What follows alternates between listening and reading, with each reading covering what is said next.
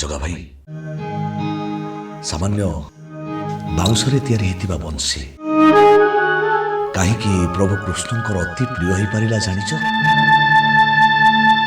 ଯେତେବେଳେ ବାଉଁଶକୁ କାଟି ତା ପରିବାରରୁ ତାକୁ ଅଲଗା କରି ଦିଆଗଲା ସେତେବେଳେ ସେ ବହୁତ ଆଘାତ ପାଇଲା।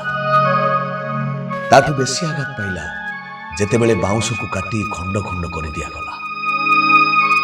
ସବୁଠୁ ଅଧିକ ଆଘାତ ପାଇଲା ଯେତେବେଳେ ଖଣ୍ଡେ ଲୁହାକୁ ଗରମ କରି ତା ଛାତିକୁ କଣା କରି ଦିଆଗଲା। ଏତେ ଆଘାତ ପାଇଥିଲା ବୋଲି ସାମାନ୍ୟ ବାଉଁଶରେ ତିଆରି ହେଇଥିବା ବଂଶୀ ପ୍ରଭୁ କୃଷ୍ଣଙ୍କର ଅତି ପ୍ରିୟ ହେଇପାରିଲା। ଜଗା ଭାଇ ଏ କୃଷ୍ଣର ନିଜ ଭାଇ ଥିଲା।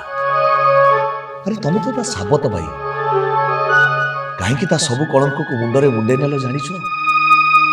କାହିଁକି ନା ତମେ କୃଷ୍ଣକୁ ନିଜ ଜୀବନଠୁ ଅଧିକ ଭଲ ପାଉଥିଲ। ତେଣୁ ମୁଁ କହୁଛି ତମେ କେବେ ବି କୃଷ୍ଣର ପିଲାକୁ ମାରି ଦେଇନ।